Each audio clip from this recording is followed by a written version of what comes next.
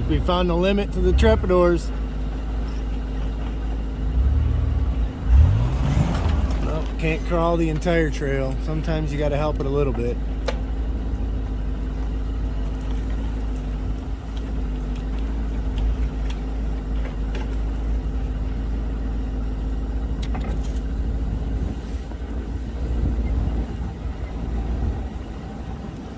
I'm gonna have to help it a lot.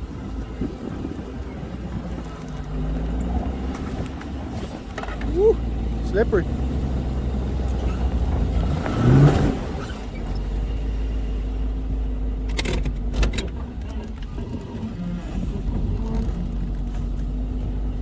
This big old rig just wants to slide down the hill. Get over into the trees.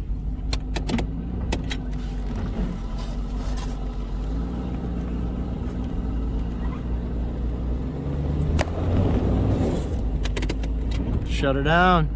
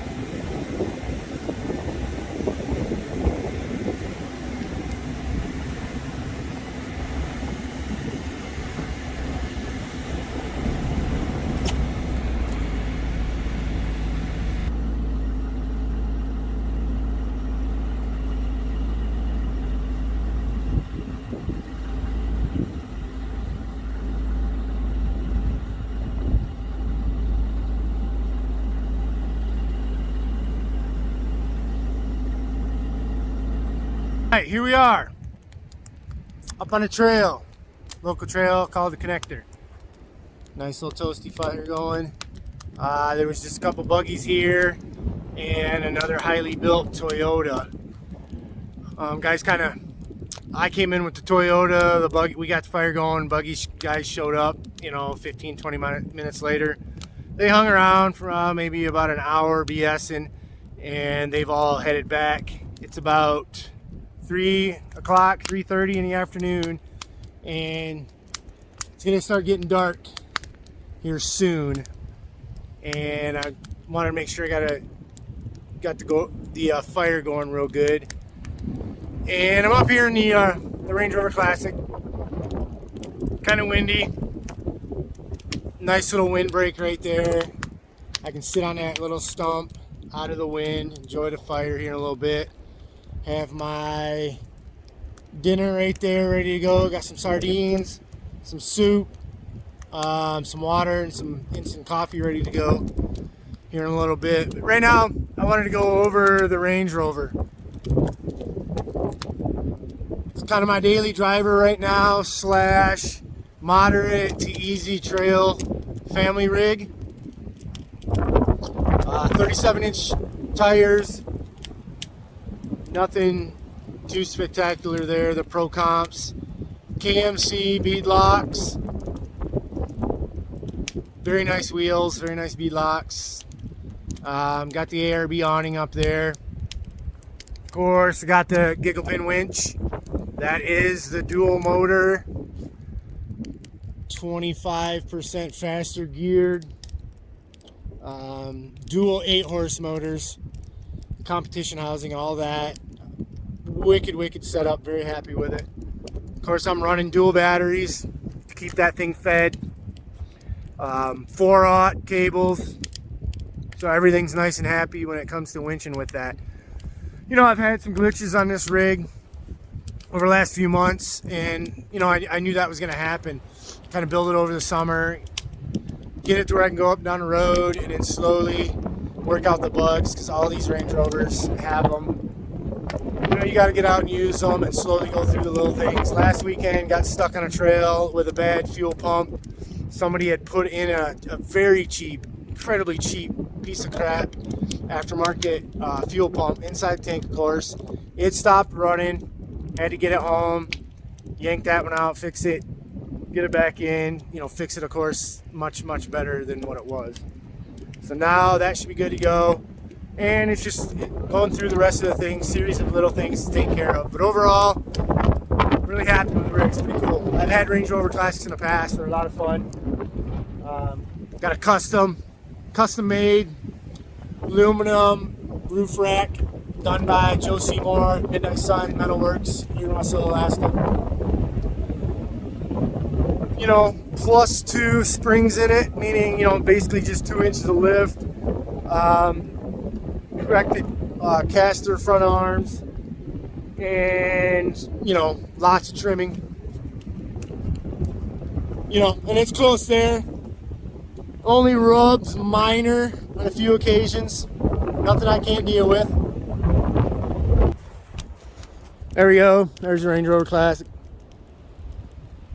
A better shot.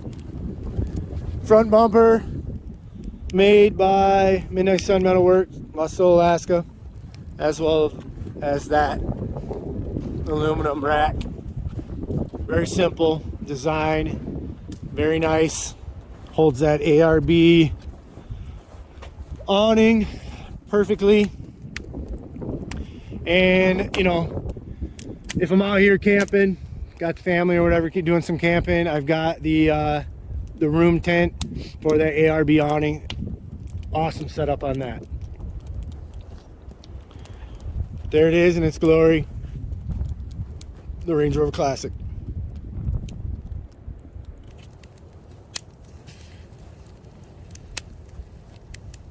So here we are in the wilds of Alaska. Trail called the Connector, local trail, pretty cool. It's been super cold, negative temperatures. So being out in the woods or on trail has been miserable the last few weeks. I was out on trail yesterday, and you know, it was negative temperatures, and as long as we were moving, we had some downed trees to cut off the trail in a couple spots, and the sun was out, and as long as we were moving, things, you know, you could stay warm. But man, as soon as that sun went down, it got so cold so quick. It's time to get off the trail when that happens. Today it's not so bad. It's in the 20s, and you know, that difference between negative temperatures and 20 degrees Fahrenheit is quite substantial. You know, you can 20 degrees, you can be out in it. It doesn't feel dangerous, doesn't seem dangerous. Of course, all those dangers are still there, hypothermia, all of that. But as long as you're smart, you know, and you got some experience and you're learning, you can take measures to not put yourself in dangerous situations. So the other rigs people have left. I'm just going to sit here because there is hopefully another snowstorm coming in. So I think I'm going to sit here for a couple hours, enjoy my old dinner there, and see if we start getting some pretty good snowfall. You know, I want to be out in it and, you know, experience nice fresh snow, and then move on off the trail, hopefully in the snow. I think that'd be kind of cool with some fresh snow coming down. It's going to be dark soon. Say it's about 3:30, going on 4 o'clock now. You know, we're up north. It's going to get dark, and it's been a cold winter so far. You know, here we are, working our way into December, and it's going to be a long winter. So you got to take advantage of days like this when it warms up a little bit, and you can get out on the trail, pull out some gear, build a fire, you know, get out in the snow, get out in the wilderness, get out in the Alaska, and enjoy it. So that's what I'm going to do. Next time, I hope to see you on the trail.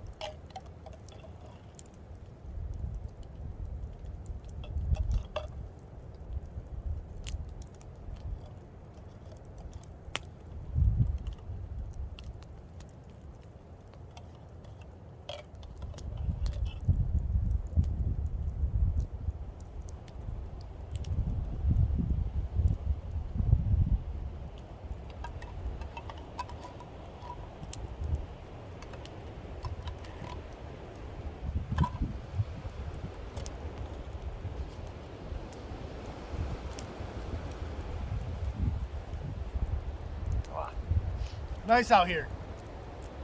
That's nice soup. Got some sardines here. Awesome. Fantastic.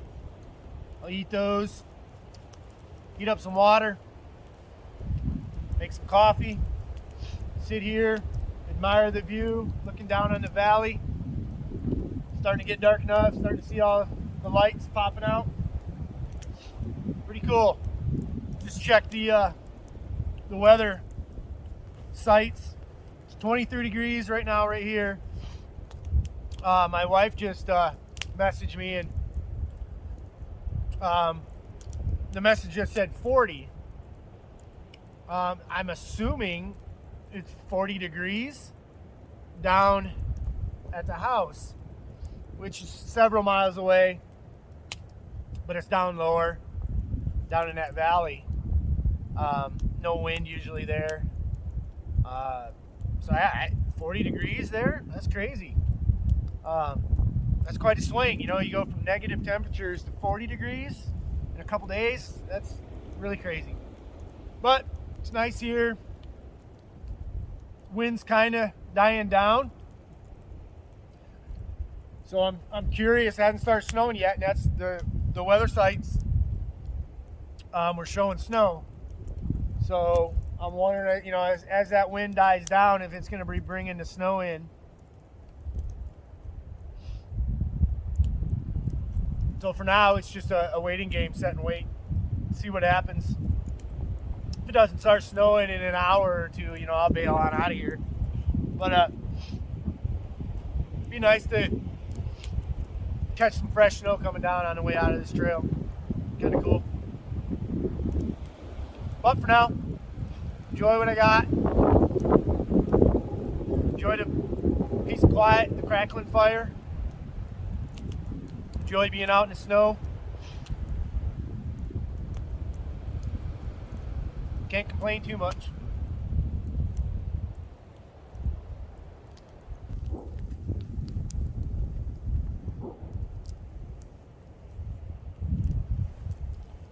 Oh yeah, that's some good coffee. See, it's getting dark. Here's some gunfire down below. Always gunfire. People shooting stuff all over Alaska all the time.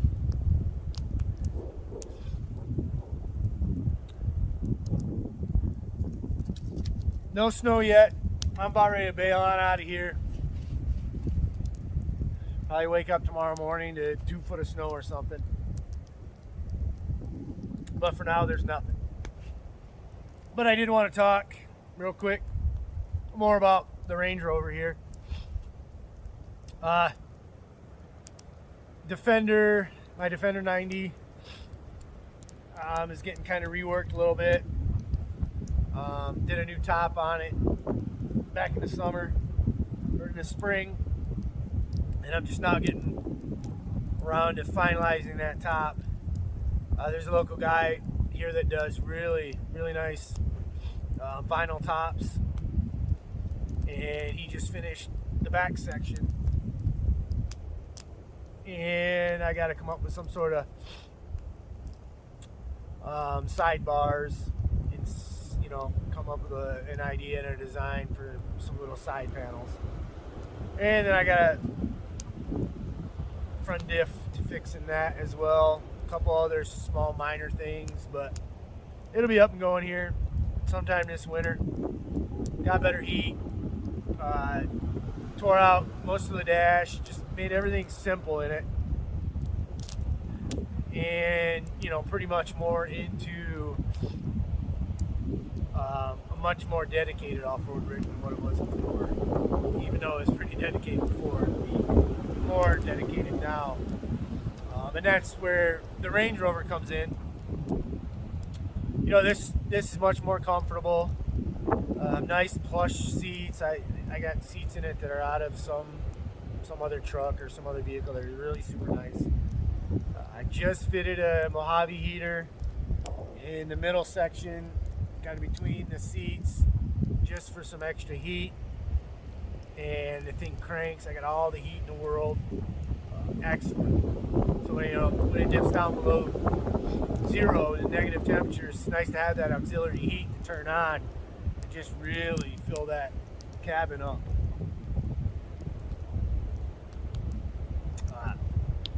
With this, I have more range. The Defender was at times difficult to drive on the road, especially after a trip. You're tired, and if you're 20, 30, 40, 50 miles from home and you've done some really, really gnarly snow wheeling and it's cold, and it's just a miserable drive in that Defender. It's just not something you can just half pay attention to driving down the road. It takes your full attention to drive that thing on the road. So with this, I can cruise right along. Much more comfortable. It's not as capable, of course, as the Defender. But, I got to give up something. And, for now, for the snow wheeling, and to get into some other different places, this is the rig I'm going to be using primarily this winter. V8 motor in these, horrible fuel consumption.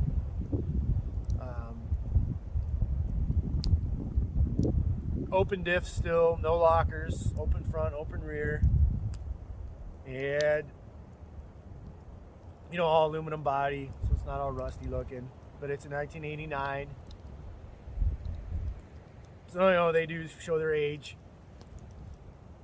But as long as you understand what you're doing with them, and you've got certain expectations, and know you're going to end up changing and swapping out certain things, then they can be a fantastic machine. This one, this winter at some time, we'll get, because right now the entire drivetrain, steering, it's all stock. Drivetrain is all stock. That will eventually get swapped out. Transfer case will get swapped out to the better Land Rover stuff, as well as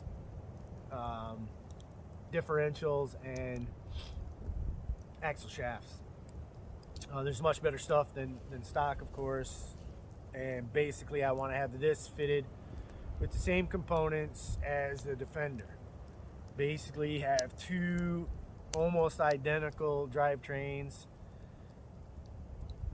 and then the steering rods up front, same thing. There's heavy duty setups that are on their way.